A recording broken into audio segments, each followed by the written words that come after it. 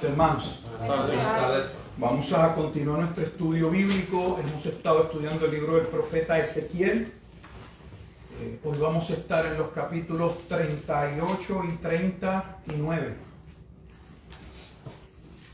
Entiendo que es necesario que nos tomemos el tiempo de leerlos. Hay ocasiones en que cuando es mucho la lectura, pues yo no necesariamente lo leo completo, voy sobre los pasajes claves, los más importantes, aunque como lo hacemos de manera expositiva y sistemática, usted sabe dónde nos quedamos, usted puede leer en su casa, pero para efectos voy a entender que a lo mejor no han hecho la lectura, y para aquellos que puedan estar escuchándonos o luego escuchar el audio o el video, pues tengan la lectura de estos dos capítulos. Lo que vamos a estar haciendo hoy es presentando el cuadro general. Piense usted que usted va a una galería de arte. Usted no sabe mucho de arte, yo no sé mucho de obras de arte. Y usted mira ese cuadro impresionante de alguna guerra.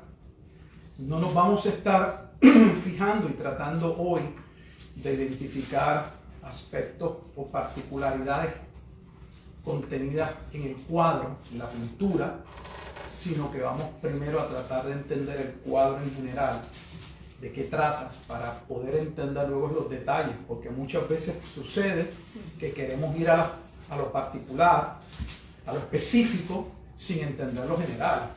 Y el proceso de aprendizaje, de comprensión es a veces ninguno. Así que voy a orar para encomendarnos a nuestro buen Dios.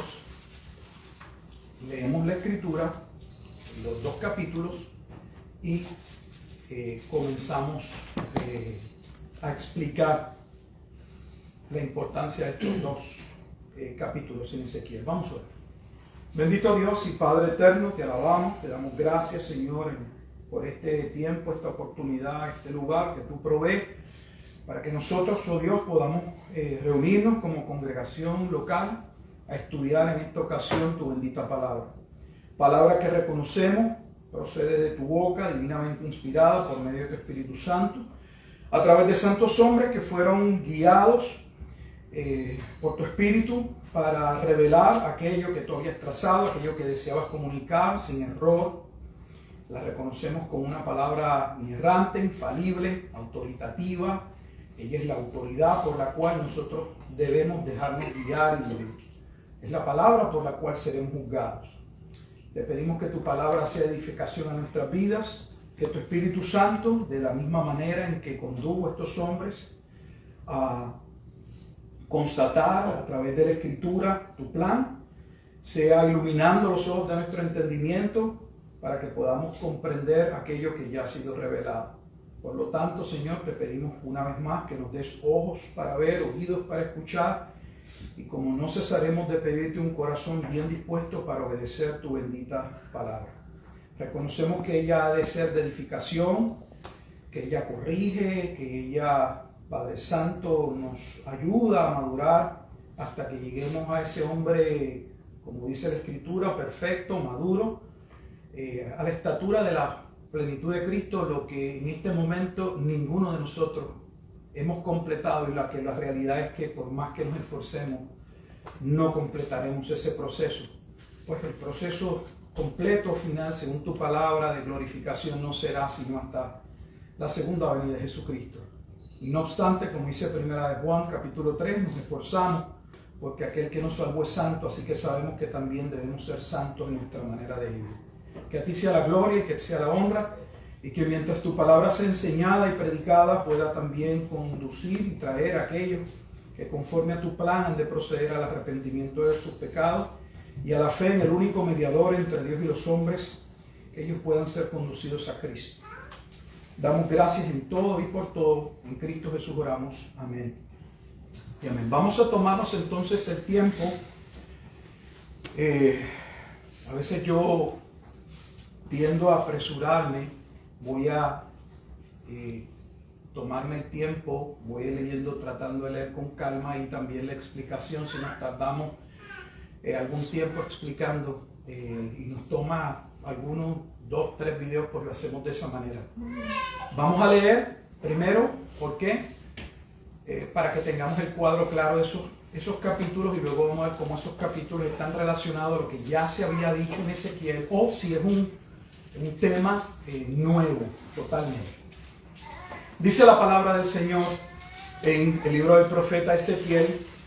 Iniciamos en el versículo 1 del capítulo 38 y lee de la siguiente manera: Vino a mí palabra de Jehová diciendo: Hijo de hombre, pon tu rostro contra Gog en tierra de Magog, príncipe soberano de Mesec y Tubal, y profetiza contra él.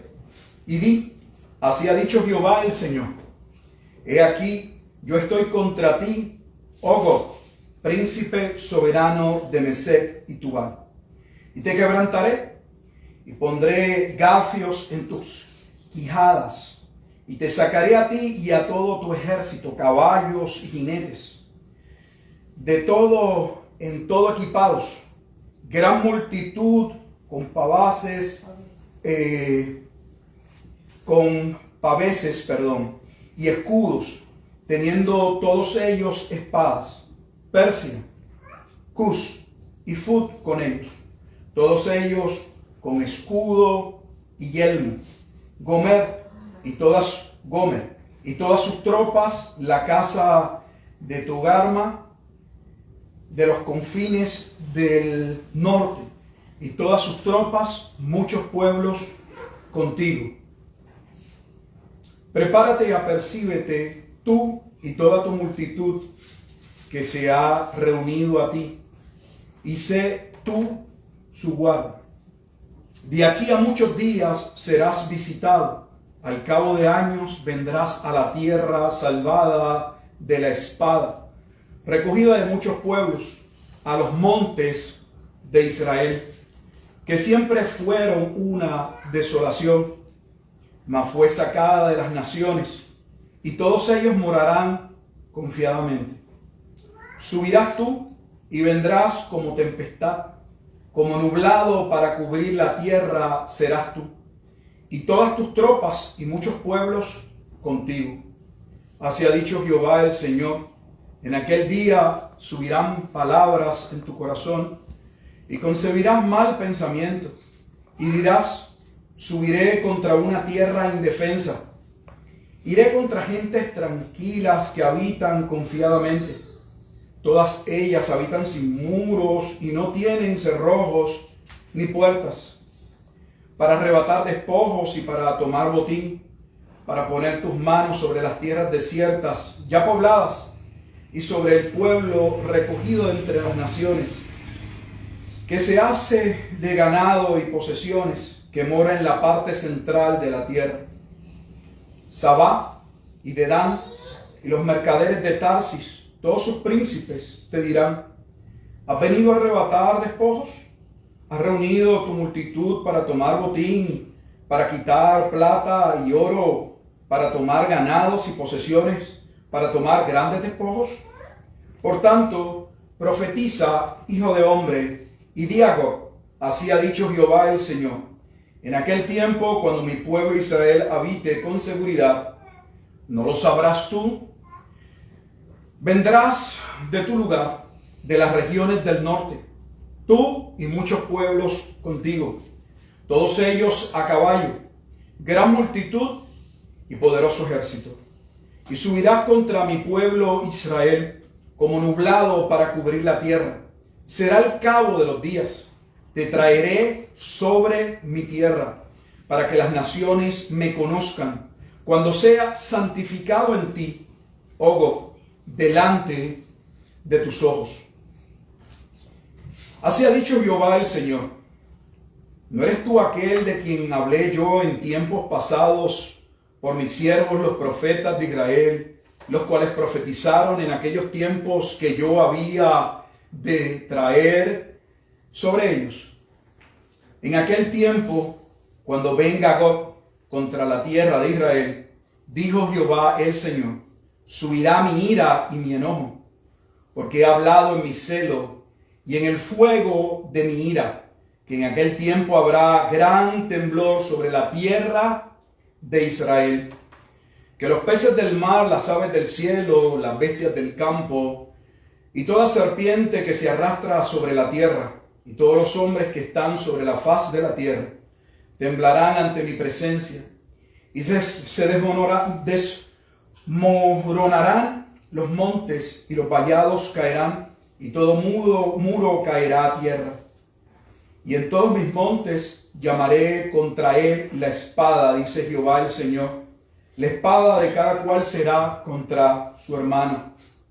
Y yo litigaré contra él con pestilencia y con sangre. Y haré llover sobre él, sobre sus tropas y sobre los muchos pueblos que están con él, impetuosa lluvia, piedras de granizo, fuego y azufre. Y seré engrandecido y santificado, y seré conocido ante los ojos de muchas naciones, y sabrán que yo soy Jehová. Comenzamos la lectura del capítulo 39. Tú pues, hijo de hombre, profetiza contra Gog y di, así ha dicho Jehová el Señor. He aquí yo estoy contra ti, oh Gog, príncipe soberano de Mesec y Tubal, y te quebrantaré y te conduciré, y te haré subir de las partes del norte, y te traeré sobre los montes de Israel, y sacaré tu arco de tu mano izquierda, y derribaré tus saetas de tu mano derecha.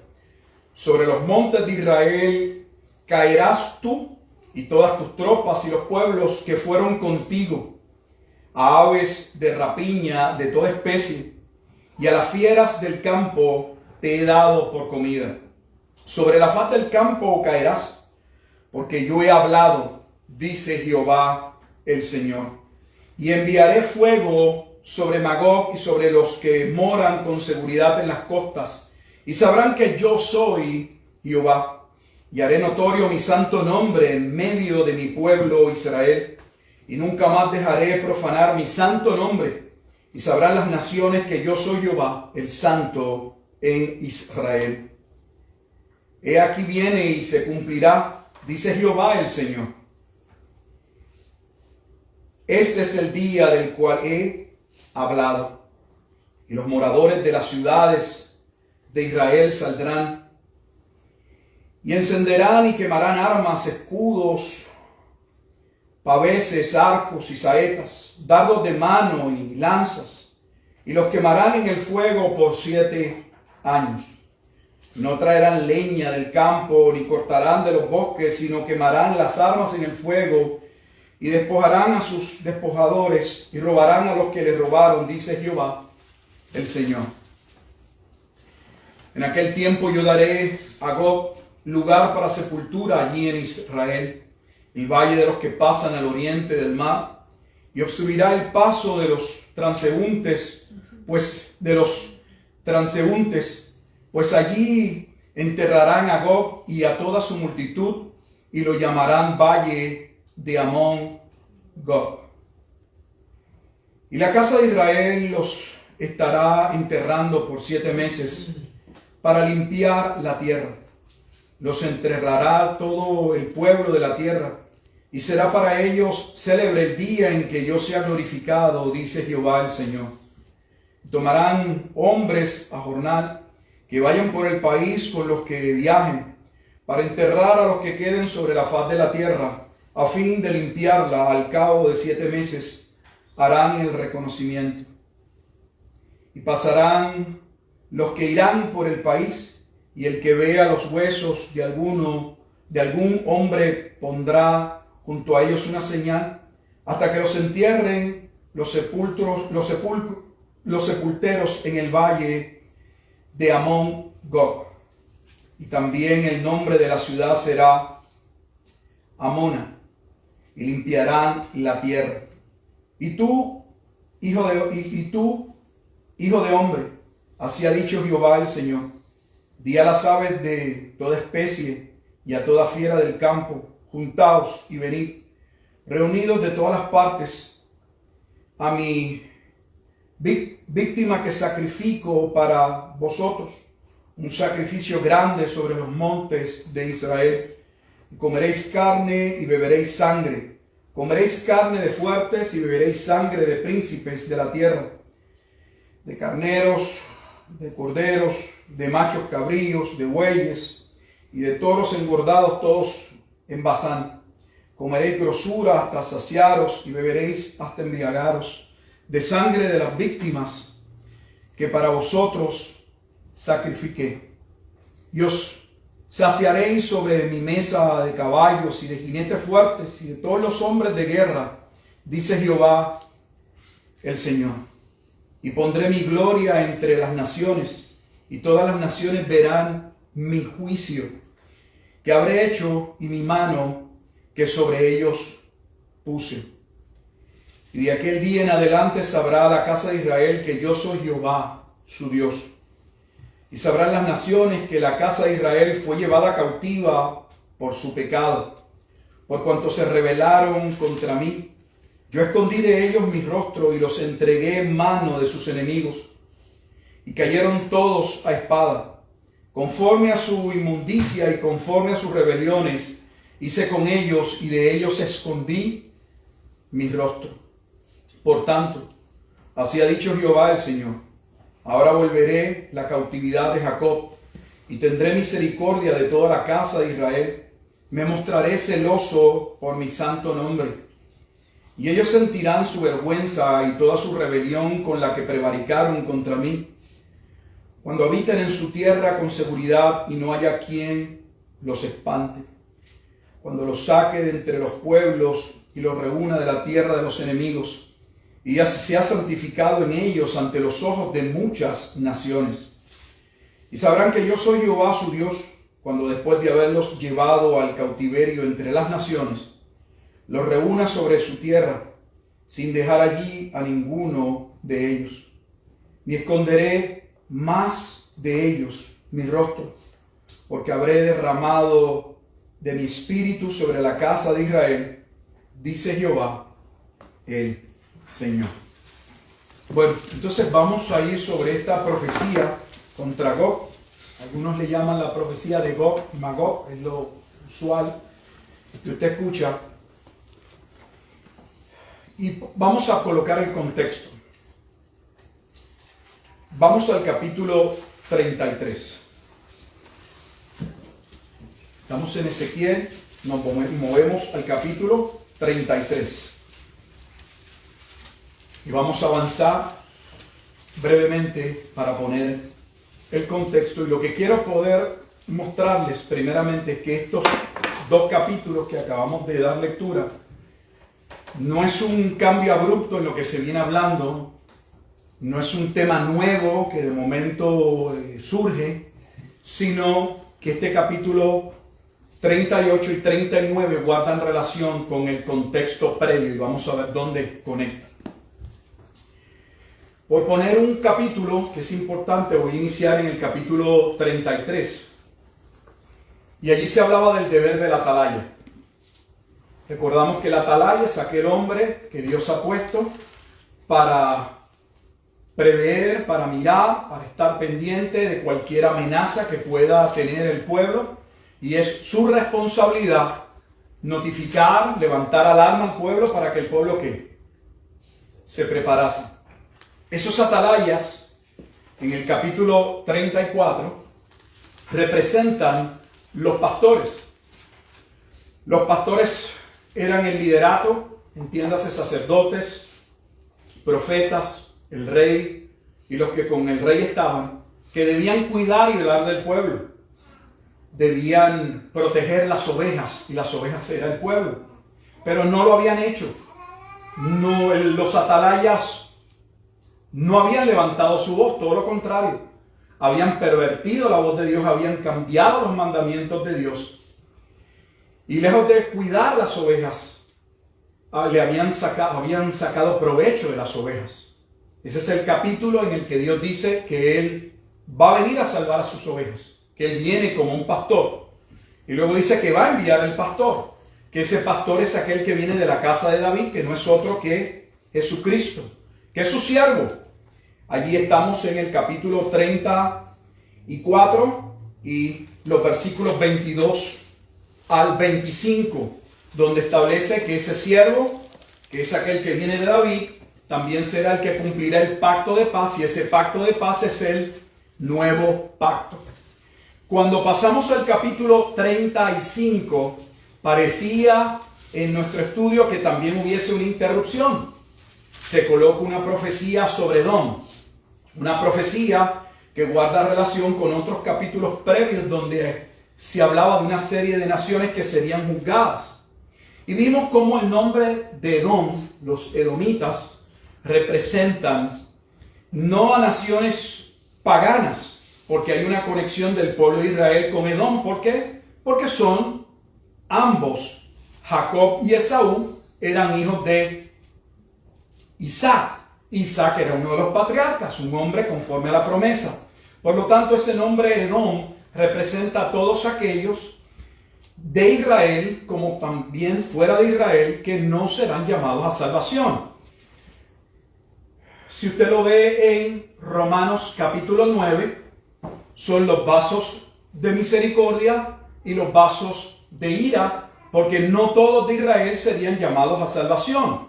No todos los que descienden de Israel eran israelitas, y solo en Isaac estaría la promesa. Y aún siendo la promesa en Isaac, a Jacob amé y Esaú aborrecí. Y en Romanos 11 Pablo dejó muy claro que siempre ha habido un remanente en cada época, en cada tiempo, que son los que Dios llama salvación. Porque la salvación no es por gracia, es por misericordia. Y que lo que había ocurrido en el tiempo de Elías era lo que estaba ocurriendo en el tiempo en el que Pablo estaba escribiendo. Así que nadie debía pensar que es que Dios había desechado a los que antes había conocido, sino que es que no serían todos los que se pensaban, sino solo los que habían sido llamados o serían salvos por la misericordia de Dios. Así que eso es lo que representa ese capítulo 35 en la narración. Dios va a actuar para salvar a sus ovejas, pero no todos eran ovejas. El capítulo 34 lo deja claro, que Él separaría entre oveja y cabritos. No todos formaban parte del pueblo, porque eran considerados como Edom. Y esto me quedo aquí solo por hacer ese énfasis, pero es que la Biblia de inicio muestra la división. Desde Génesis capítulo 3, versículo 15, allí se establece que solo habrían para efectos de Dios los hijos de la simiente de la serpiente y los hijos de la simiente de la mujer, que es Cristo. La humanidad quedaría dividida. ¿Somos hijos de Dios o no somos hijos de Dios? ¿Tenemos el Espíritu Santo de Dios y somos salvos, o no tenemos el Espíritu Santo y no pertenecemos a Dios? No hay tal cosa como un punto medio. Uno es o no es. ¿Recibe misericordia o recibe juicio? Nadie recibe injusticia. Cuando pasamos al capítulo 36 y 37, ahora 36 y 37 se abunda en cómo Dios va a salvar a través de ese siervo. Recuerdan que Él iba a cumplir ¿qué? El pacto de paz. Se menciona el pacto de paz. Ese pacto de paz en el capítulo 36 es el nuevo pacto. Y ese nuevo pacto establece el cambio en el corazón que debía suceder en el corazón de aquellos que Dios vendría a salvar. Pero ahora empieza lo importante, empieza la conexión, preste atención, con Gog, la profecía contra Gog. Porque ¿cuándo va a ocurrir? Va a ocurrir cuando llegue mi siervo, que viene de la casa de David, que va a cumplir el pacto de paz, Ezequiel 34. Pero también ahora se nos dice en el capítulo 36 que sería en el día en que Dios iba a santificar su nombre. Vaya viendo la conexión. Es sumamente importante. Dios actuaría para santificar su nombre porque el pueblo había manchado el nombre de Dios, no había vivido de acuerdo al pacto mosaico. Y no solo no habían vivido el pacto mosaico dentro de la tierra prometida, sino que cuando fueron castigados y arrojados a las naciones, allá también, dice Dios, ustedes profanarían mi nombre. Mi nombre, Dios dice, mi nombre fue profanado en todas las naciones por ustedes. Dios coloca la responsabilidad sobre Israel porque Israel había recibido de parte de Dios la palabra de Dios y debía ser luz a las naciones, pero no había sido luz a las naciones. Todo lo contrario. Israel se había convertido, Israel se había transformado en todos aquellos pueblos que Dios había juzgado. Por eso en ocasiones se habla de Israel como siendo Sodoma o Gomorra, para hablar del estado y la corrupción que habían alcanzado. ¿Dónde puede ver el día de la santificación? En Ezequiel capítulo 36, el versículo 23 dice: y santificaré mi grande nombre, profanado entre las naciones, el cual profanasteis vosotros en medio de ellas. Y sabrán las naciones que yo Jehová, dice Jehová el Señor, cuando sea santificado en vosotros delante de sus ojos. Así que Dios actuaría para limpiar su nombre.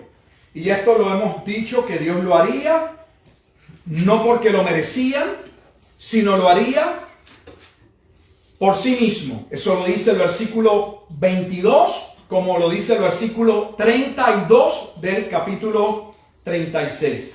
Adelantamos al 37. ¿Cómo se llevaría ese cambio en el corazón, que es la doctrina de la regeneración o el nuevo pacto?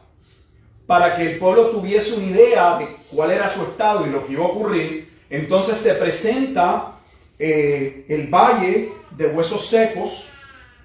Cuando iniciamos el capítulo 37, la mano de Jehová vino sobre mí y me llevó en el espíritu de Jehová y me puso en medio de un valle que estaba lleno de huesos.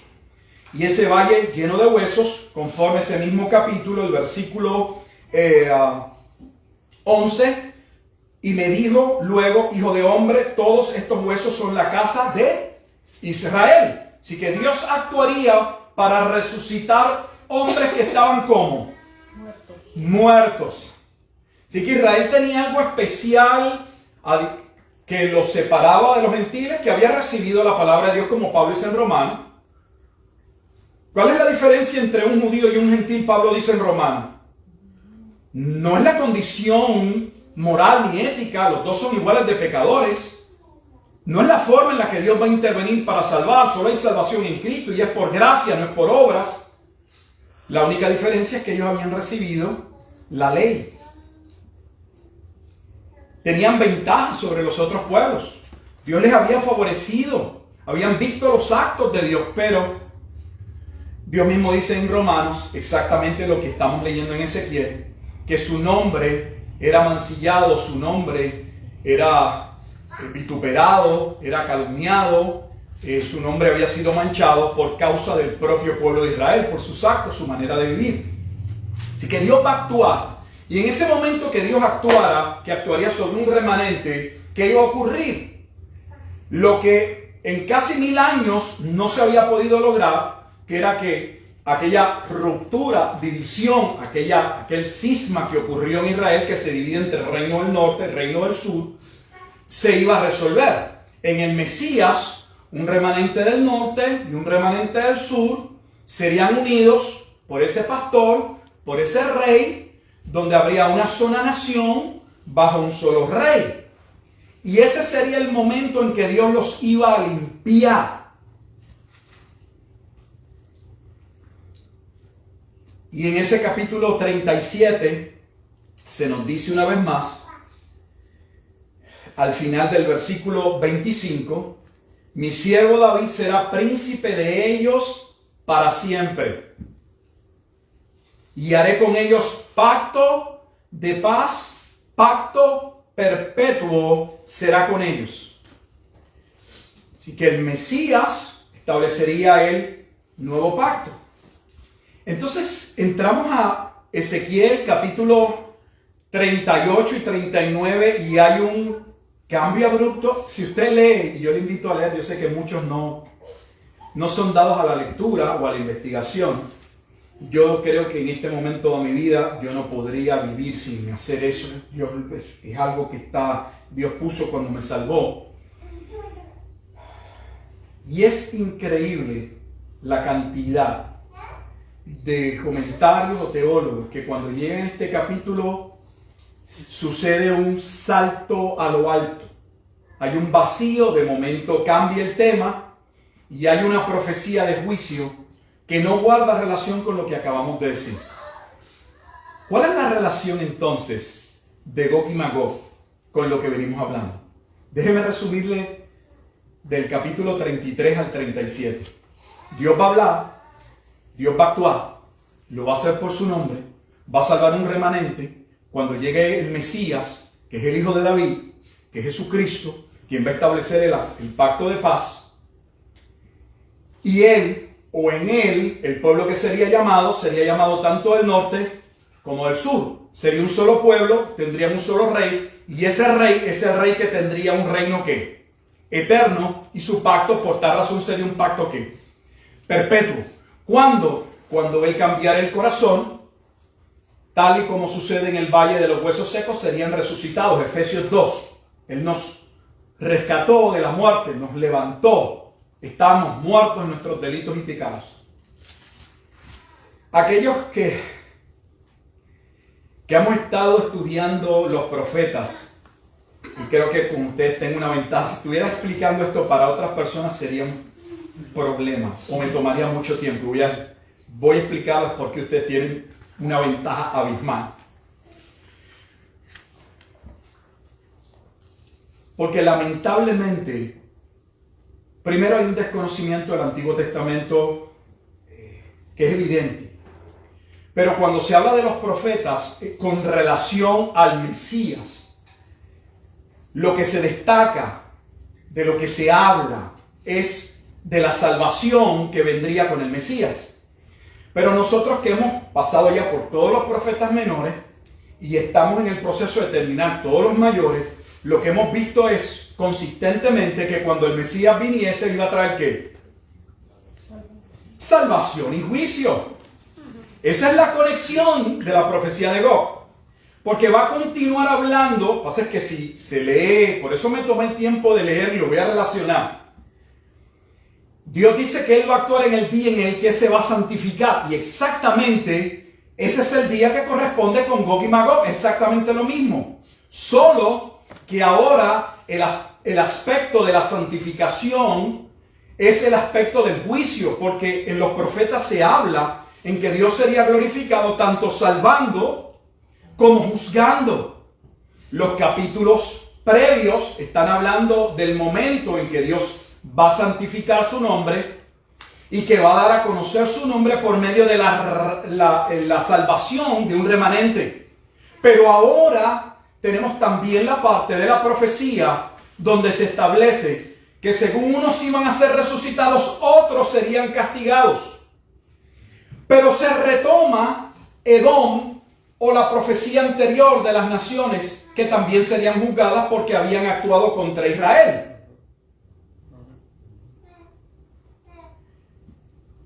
Dios puso a Gog, y no vamos a entrar ahora en si es una persona o no. Dios puso a Gog y una confederación de naciones que con él van a ir contra Israel. Y lo primero que vemos en el capítulo 38 es que Dios lo va a usar para juzgar a Israel. Los va a juzgar. Con toda claridad se establece que es el juicio. De hecho, los comentaristas que han hecho su trabajo, aunque no estén de acuerdo en la interpretación en todas las cosas, saben que el capítulo 38, la parte final, es casi exactamente el capítulo 16 de Apocalipsis. Guarda una relación directa con la batalla de Armagedón. Y vamos a ver por qué.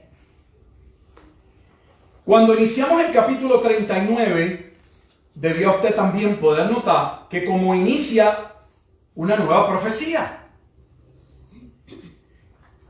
Los dos capítulos inician con una profecía. No es la misma profecía. Tal vez usted no lo va a poder ver todo hoy, pero por favor, vuelva a leerlo. El capítulo 38 muestra cómo Dios va a traer a Gog. Dios mismo lo va a traer. Él lo va a agarrar por las quijadas. Él va a traer a los que Él domina, los que están con Él, los que están bajo su poder, para juzgar y traer su juicio sobre Israel. Pero cuando iniciamos la lectura del capítulo 39, el cuadro es totalmente diferente. Dios va a traer a Gog, va a usar a Gog nuevamente, pero cuando Gog viene, ahora se va a cumplir la parte donde Dios juzgaría a Gog. Gog y las naciones representan el juicio de aquellos pueblos que primero Dios va a permitir o va a usar para castigar a Israel y luego los va a castigar a ellos. Eso lo hemos visto todo el tiempo en la Escritura. Ellos conocían el contexto, porque en su contexto, en el contexto del profeta Ezequiel, Dios profetiza, no solo por Ezequiel, por Jeremías, por Daniel, que Dios había levantado a Nabucodonosor para castigarlos, y claramente les dice que luego castigaría a Nabucodonosor. O sea, no estamos hablando de algo que nos parece, que creemos, que es nuestra teoría, que es una suposición. No, ese es el patrón. El capítulo 38 muestra una vez más cómo esta confederación de naciones primero va a ser usada para castigar a Israel, a los que no son parte del pueblo de Dios. Los que representan a Edom, los que están dentro de Isaí, pero representan a Edom, esos serían castigados, porque los que están en Isaí, en Isaac, perdón, debo decirlo, en Isaí, en Isaac, esos serían salvos. Ese cuadro está en Gálatas 4 y lo hemos estudiado. Cómo Isaac representa a los elegidos o al pueblo que va a ser salvo o a la Jerusalén espiritual, y cómo Ismael, el hijo de Agar, representa a la Jerusalén terrenal, que sería ¿qué? Destruida, pero que por mucho tiempo Dios permitió que ese mayor, que era mucho mayor, obviamente Ismael era ya grandecito, ya era 13, 14 años cuando va a nacer Isaac, pues maltratase ¿a quién?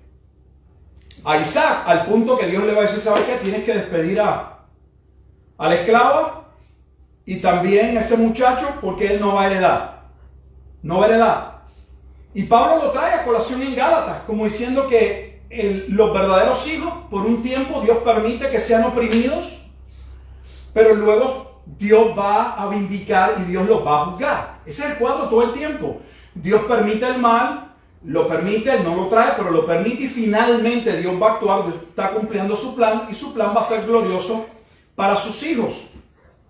Entonces, cuando uno está en el capítulo 39, puede notar que cuando Gog viene con sus armas, lo primero que hace Dios es que lo desarma. Mira lo que dice: y sacaré tu arco, versículo 3, de tu mano izquierda, y derribaré tus saetas de tu mano derecha. Viene preparado. En cada mano trae sus armas de juicio, de destrucción. Pero Dios lo desarma. Sobre los montes de Israel caerás tú y todas tus tropas y los pueblos que fueron contigo. ¿Y cómo caerán? Oh, preste atención, versículo 6. Y enviaré fuego sobre Magog. Oh, fuego sobre Magog. Usted no va a entender si no entiende el libro de Apocalipsis, pero es precisamente lo que ocurre en lo que llamamos la segunda venida en Apocalipsis capítulo 20, que es la batalla de Gog y Magog. Que esa batalla de Gog y Magog en Apocalipsis 20 corresponde al momento en que Dios va a enjuiciar a Gog y a los que con él vienen. Vaya conmigo a Apocalipsis y vamos a regresar aquí para que pueda tener el contexto, porque posiblemente no va a haber la conexión. Ya después de un tiempo uno trabajando en esto, ya uno ve las conexiones con claridad. Esta profecía de Ezequiel 38 y 39 hay comentaristas que llegan a decir y teólogos que es para ellos la profecía más difícil. No el libro más difícil, sino la profecía más difícil de poder interpretar. Hay un mar, una diversidad de opiniones, donde hay opiniones hasta cuando ya se cumplió. O sea, como si fuera algo en Ezequiel del pasado. Y un sinnúmero de explicaciones también de cómo se ha de cumplir en un futuro. Miren lo que yo no quiero poner esto en su mente, que no es mi intención. Así que le voy a decir lo que claramente yo entiendo y ustedes tienen que estudiarlo como los bereanos. El capítulo 38 corresponde a Armagedón, Ezequiel. El capítulo 39 corresponde a Apocalipsis 20, a Gog y Magog, entiéndase la protección de Dios contra la ciudad amada después del milenio. Donde en Ezequiel no se establece cuál es el lazo o el plazo de tiempo entre ambas profecías. Pero en Apocalipsis sí, porque es el libro de la revelación. Y lo que Apocalipsis viene a decirnos es que el capítulo 38 es el capítulo que corresponde al juicio de la Jerusalén terrenal que sería juzgada. Y que ese es Armagedón y que es en el 70. Y que comenzaría el periodo milenial. Y que cuando el periodo milenial estuviese finalizando, Satanás sería suelto. Gog, que representa más que un hombre, representa al propio Satanás. Y usted dirá, Satanás. Después podemos hablar porque vamos a entrar a los específicos. ¿Por qué Satanás? Porque en Ezequiel se puede demostrar de Ezequiel como de otros libros, pero parándome solo en Ezequiel, que la Escritura muestra, aunque nosotros no hablamos mucho de ello, que los eventos que están sucediendo o el mal o las naciones que Dios permite que se levanten, aunque Dios permite que se levantan y Él pone reyes y quita reyes, la Biblia también muestra que estos reyes son conducidos por el príncipe de la potestad del aire. Para muestra un botón, Ezequiel capítulo 28, la profecía sobre Tiro. Cuando estamos en Ezequiel capítulo 28 hay una profecía sobre Tiro, pero cuando se habla del juicio que va a venir sobre Tiro, la profecía conecta con el príncipe de la potestad del aire, con Satanás. Como en Daniel, cambio de Daniel capítulo 10. Daniel está teniendo una serie de oraciones y de ayuno, pidiéndole a Dios que le dé entendimiento. Y luego que pasan 3 semanas, Dios trae luz y el ángel que viene a hablarle a Daniel le dice, bueno, desde el momento en que tú empezaste a orar, Dios dio permiso para que viniésemos y yo te diese, Gabriel, lo que va a suceder. Pero me detuvo un príncipe humano. Y cuando se va le dice, y ahora enfrento cuando salga,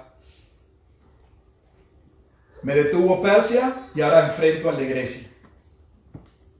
Se hablan de 2 príncipes que corresponden a la cronología de los imperios que se habrían de levantar, mostrados en Daniel 2 y Daniel capítulo 7, que es el tiempo de los gentiles o el dominio de los gentiles sobre el pueblo de Judá, hasta el momento en que el Hijo del Hombre, Daniel capítulo 7, vendría a establecer el juicio y el reino en su estado completo. Así que vamos a ver, vamos a regresar a Ezequiel 39, pero fuimos a Apocalipsis capítulo 20 y quiero darle un detalle que posiblemente lo va a sorprender. En Apocalipsis 20, del versículo 7 al versículo 10, esa es la segunda venida en Apocalipsis. Escúchenme bien. Todo el mundo habla. Pero oye, ¿de qué trata Apocalipsis? De la segunda venida de Jesucristo. Ok. El único lugar en todo Apocalipsis, en sus 22 capítulos, que no se menciona la segunda venida, sino que se deduce. Mire lo que estoy diciendo, note mis palabras, tome el peso de ellas. que este es el momento de la segunda venida, que ni tan siquiera aparece Cristo, se habla de Cristo ahí viniendo, y exactamente, no. Vamos a leerlo y mire lo que sucede. Cuando los 1000 años se cumplan, versículo 7, Satanás será suelto de su prisión. Así que hay un periodo, el que sea, si se ve el milenio como 1000 años o el milenio como un periodo indeterminado de tiempo, eso no viene al caso ahora. El caso es que entre Armagedón, capítulo 16, y la batalla de Gog, capítulo 20, está por el medio el milenio. Entonces le pregunto, ¿cómo puede ser el mismo suceso? A menos que haya una guerra que haya durado el milenio.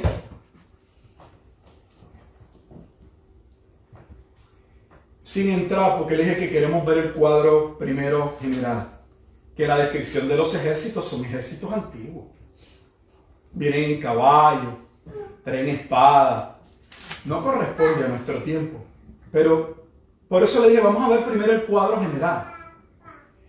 Cuando los 1000 años se cumplan, Satanás será suelto de su prisión y saldrá a engañar a las naciones que están en los 4 ángulos de la tierra, a Gog y a Magog, a fin de reunirlos para la batalla.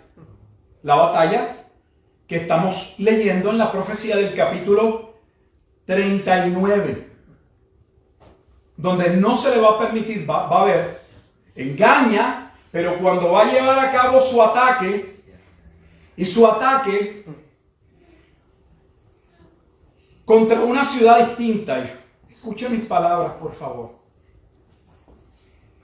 Apocalipsis presenta diferentes antítesis. Hay 2 mujeres que representan 2 ciudades. Eso es fundamental para entender el libro.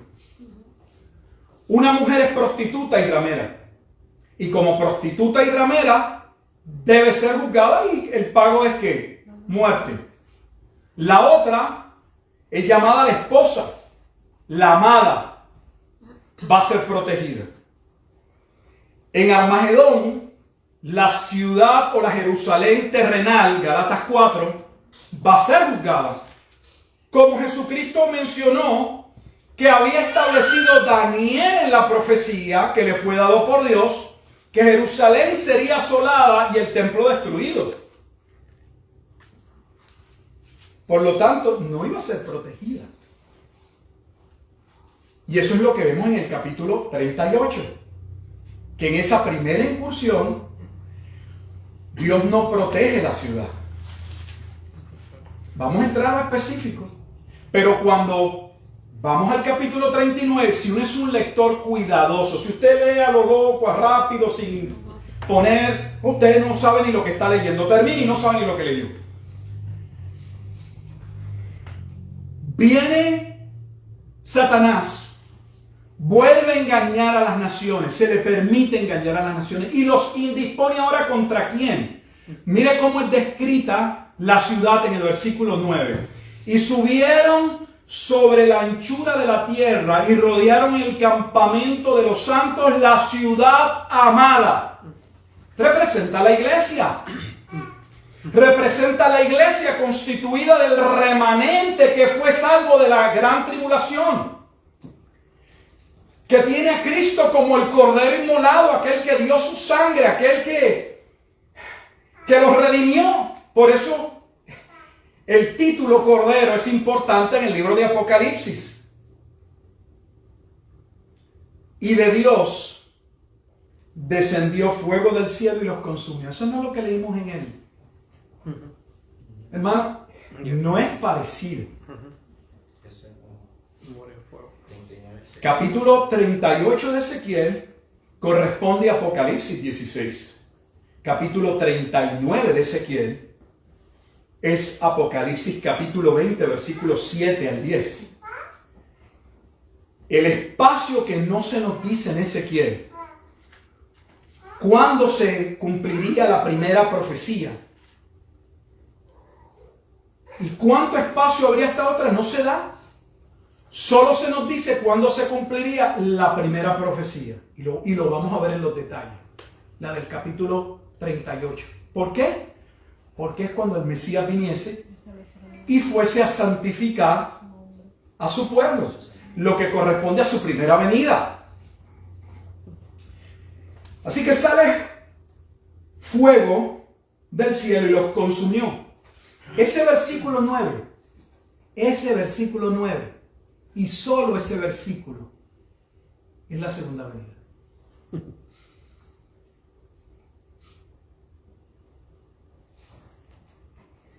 A eso, a ese pasaje, a este evento, ese momento en el que Dios interviene para que Satanás no destruya la ciudad amada y sale fuego de Dios y los consume, a eso se le llama la segunda venida de Jesucristo en Apocalipsis.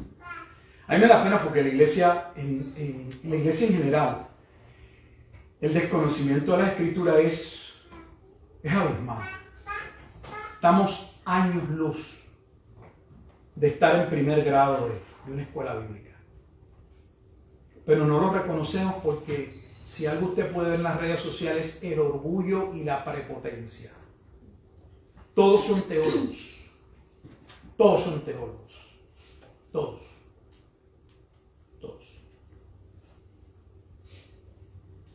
Y el diablo que los engañaba fue lanzado en el lago de fuego. Fíjese que el capítulo 39, vamos a ver, vamos a terminar con eso hoy. Vamos a regresar a Ezequiel 39 y vamos a ver la parte del fuego. Y que lo que no ocurre, el juicio que no ocurre con Gog en su primera intervención, sí ocurre en la segunda intervención. Porque está escrito y Apocalipsis está interpretando para nosotros lo que va a ocurrir. Y el diablo, entonces si le dice el diablo y le dice que va a sacar al dragón por su quijada, y Satanás o el diablo es presentado en el capítulo 20 como el dragón, la serpiente antigua que corresponde al Leviatán. Es la figura antiguo testamentaria que representa el mal, y Dios dice: yo lo voy a traer contra el pueblo. ¿Quién está detrás de esa confederación de naciones? Apocalipsis 20 lo interpreta. No estamos negando que detrás de esa confederación de naciones, lo que sea que represente y cuál sea la extensión, y vamos a ver detalles, solo que el próximo estudio no tenga un líder, unos líderes. Eso no es lo que estamos negando. Es que si mira la profecía en Ezequiel 38 y 39, el peso de la profecía, aunque las naciones que le acompañan van a ser juzgados, la profecía no es contra las naciones. La profecía es contra Gog. Dios está declarando su victoria sobre lo que Gog representa. En el capítulo 12, hermanos, si ustedes tienen la capacidad de entenderlo, no porque tienen el espíritu, sino porque hemos sido educados juntos. Que yo he ido con ustedes también estudiando el Antiguo Testamento. Yo no tengo ningún problema en confesarlo. Yo había leído, pero mi conocimiento del Antiguo Testamento era mínimo y todavía lo considero poco. Pero en la medida en que he regresado para entender la historia, el fundamento, las doctrinas. Entonces hay pastores que dicen: no, la doctrina está en el Nuevo Testamento. Mire, hermano, doctrina es enseñanza. La enseñanza está en todo. Es abismal el desconocimiento. El diablo que los engañaba fue lanzado en el lago de fuego y azufre. O sea que no solo en Apocalipsis 20 las naciones son consumidas por el fuego, es el último acto de Gog.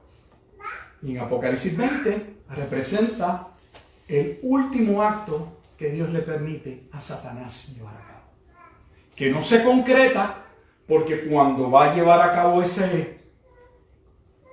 lo que sea que va a llevar, porque Apocalipsis no lo dice, Dios interviene a favor de la ciudad amada.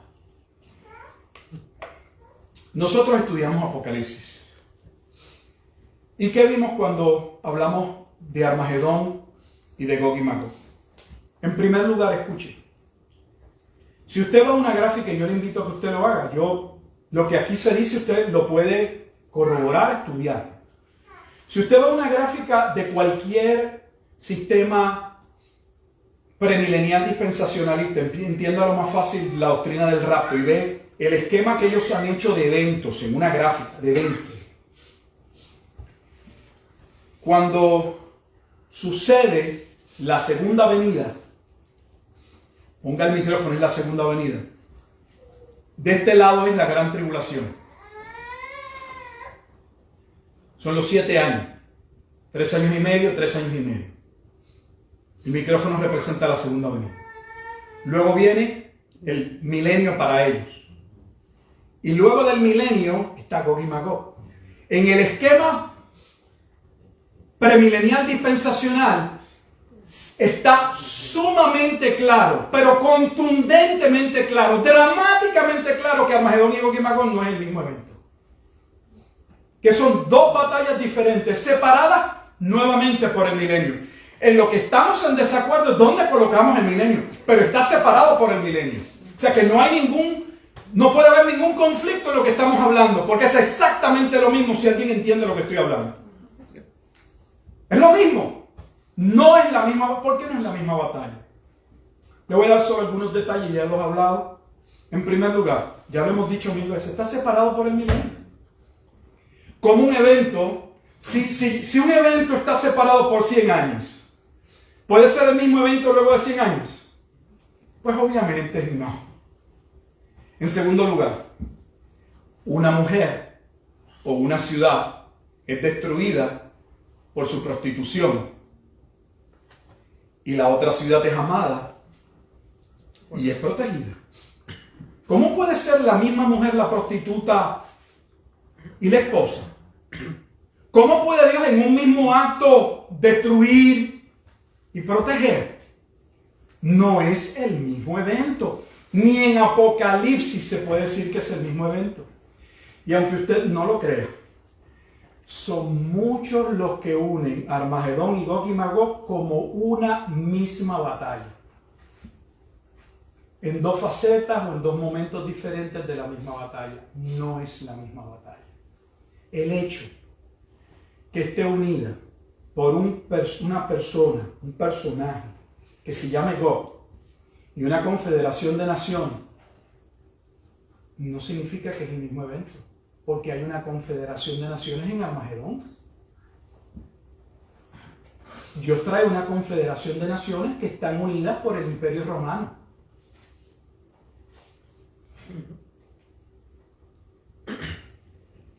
Regresemos a Ezequiel capítulo. Les dije que hoy solo lo que vamos a hacer, hoy es introductorio. Porque no crean que hemos terminado.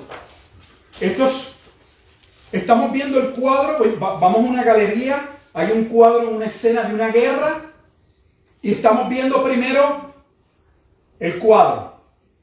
No si hay alguien que está curando, si hay algo, no estamos viendo los detalles primero, aunque les he dado algo para que vayan disfrutando lo que vamos a estar viendo. Regresemos al capítulo 39 de Ezequiel.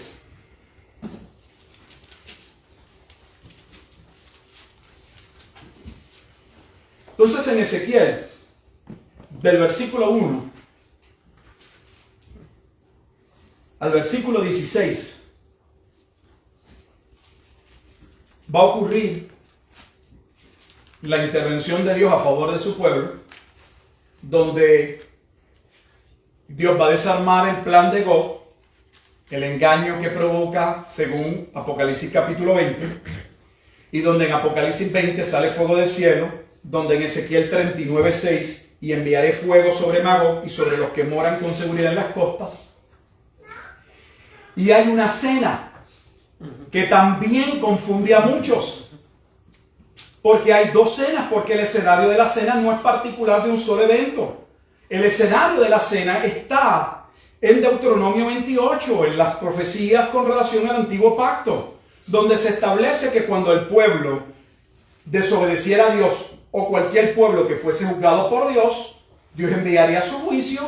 ¿Y qué sucede en las guerras en la antigüedad? Pues las aves del cielo, en una batalla enorme donde caen un sinnúmero de soldados, no hay tiempo para enterrarlos. Las aves del cielo, como aparece en Mateo capítulo 24, vienen sobre los cuerpos. Usted lo ha visto en las películas. De hecho, no tiene que haber una gran cantidad de hombres muertos para que entonces Esas aves que vienen de rapiña, que comen la carne muerta y están allí. Y esa es la escena, es una escena de destrucción. Pero no está limitada a un solo evento. Pero como tenemos tres elementos que dan la impresión que es el mismo, en ambos está Gog. Segundo, hay una confederación de naciones en ambos. Y tercero, en ambos hay una gran cena. Pues entonces, si hay una gran cena, debe ser el mismo evento. No, no es el mismo evento.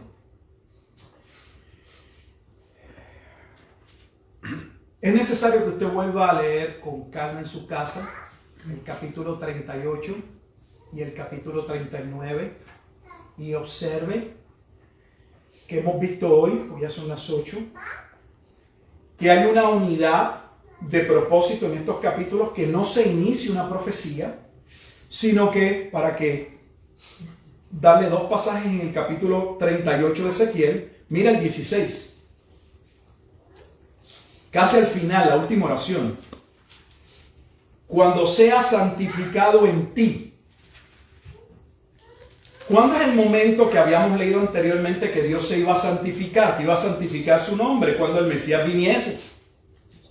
Y en el versículo 23, en ese mismo capítulo 38 de Ezequiel dice, y seré engrandecido y santificado. Entonces el capítulo 38 corresponde al momento en el que Dios se va a santificar, juzgando a los que no creen. Si Ezequiel 36 y 37 por lo general se ven juntos y representan la intervención de Dios a favor de un remanente escogido por gracia, Ezequiel 38 y 39 representan el mismo momento, pero el otro lado de la moneda o la otra parte de la cara. ¿Qué sucede con la parte del pueblo que no iba a ser levantado por el Mesías? Serían juzgados.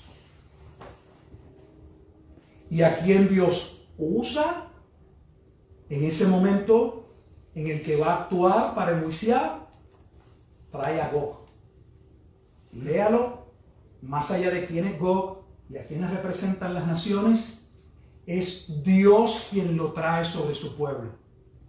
Dios dice, yo lo traigo y lo traigo sobre mi tierra. Es Dios. Porque Gog no puede actuar como nadie puede actuar por cuenta propia. Dios dirige todos los hilos de la historia. Pero cuando entonces pasamos al capítulo 39 para resumir, inicia una profecía que alguien, yo entiendo que alguien puede decir, ¿será la misma? Pero usted debe hacerse la pregunta si estaba leyendo. Porque debe ver que la introducción de la profecía es muy similar. Déjeme mostrárselo en breves minutos. Mire el capítulo 38, versículo 2.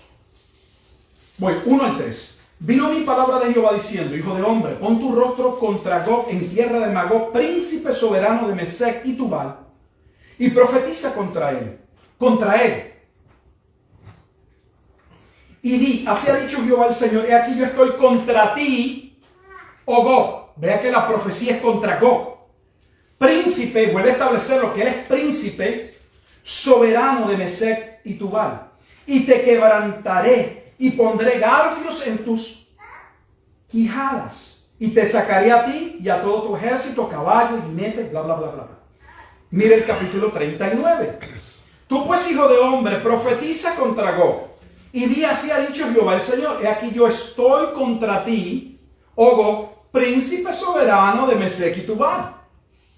Y te quebrantaré y te conduciré y te haré subir de las partes del norte. Y te traeré sobre los montes de Israel.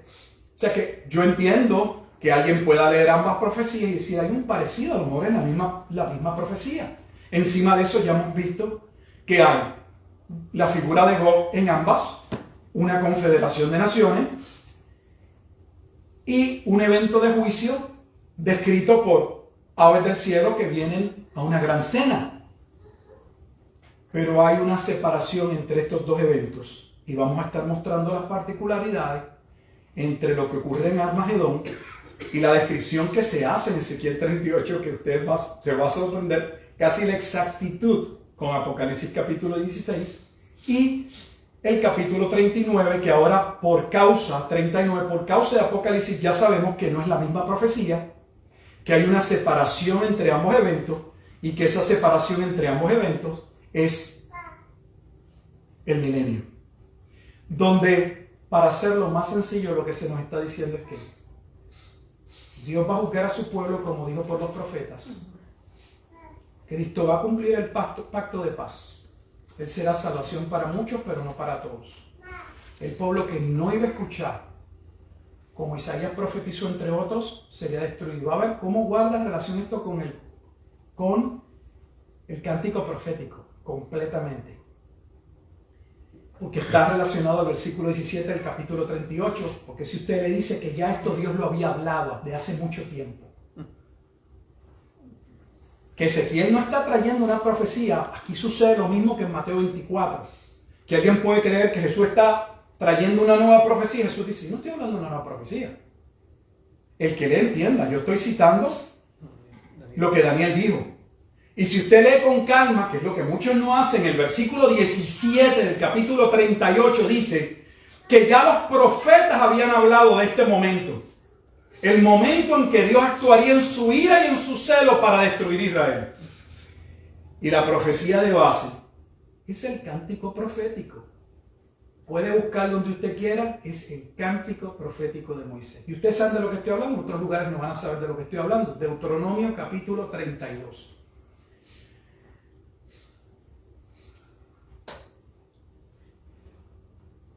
El antiguo pacto cerraría.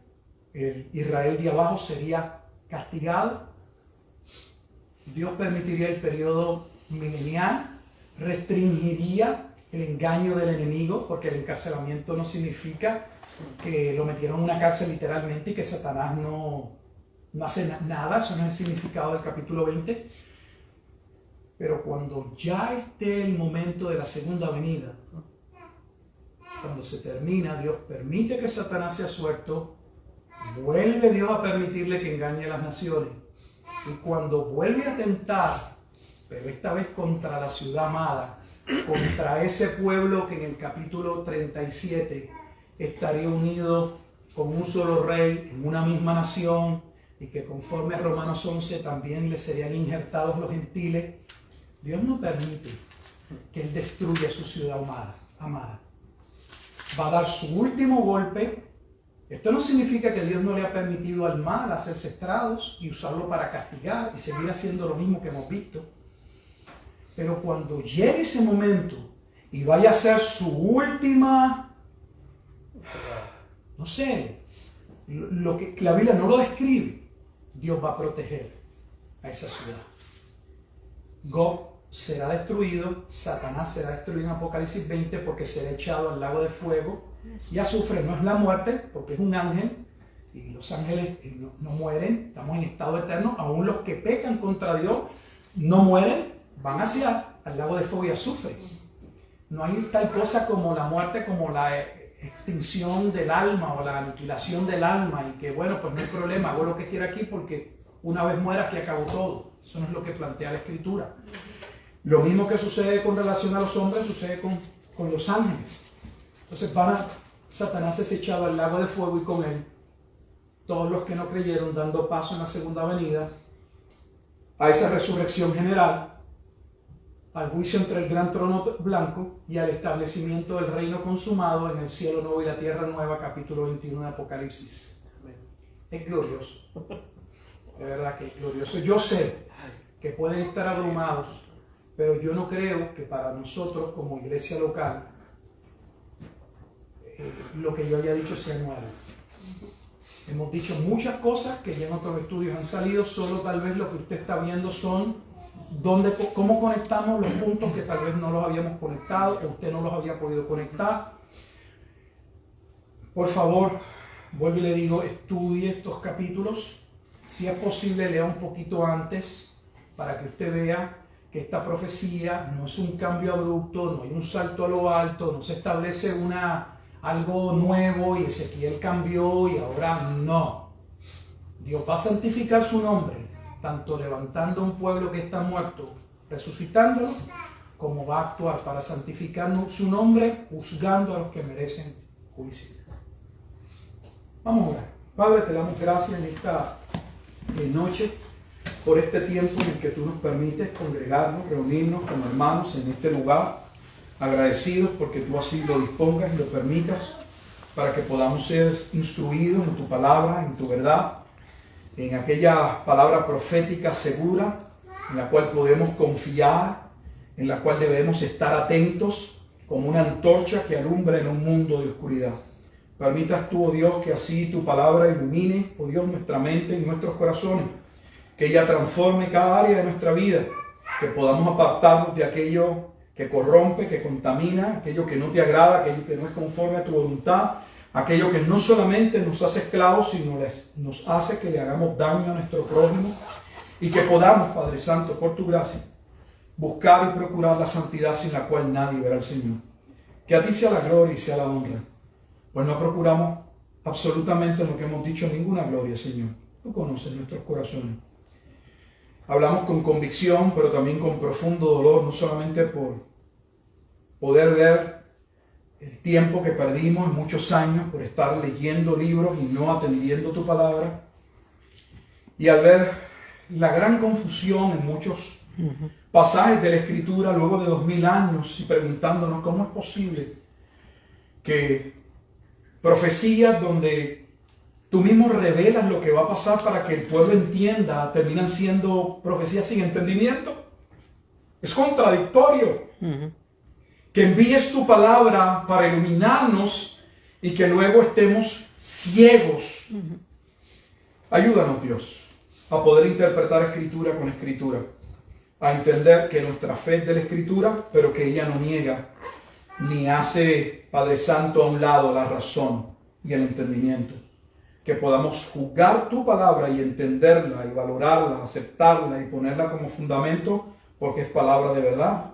Pero es una palabra que, siendo palabra verdadera, debe conformarse a la realidad de las cosas, por lo tanto puede ser examinada y comprobada como lo que ella misma asevera, verdadera. Que a ti sea la gloria y la honra, en Cristo Jesús oramos. Amén. Amén.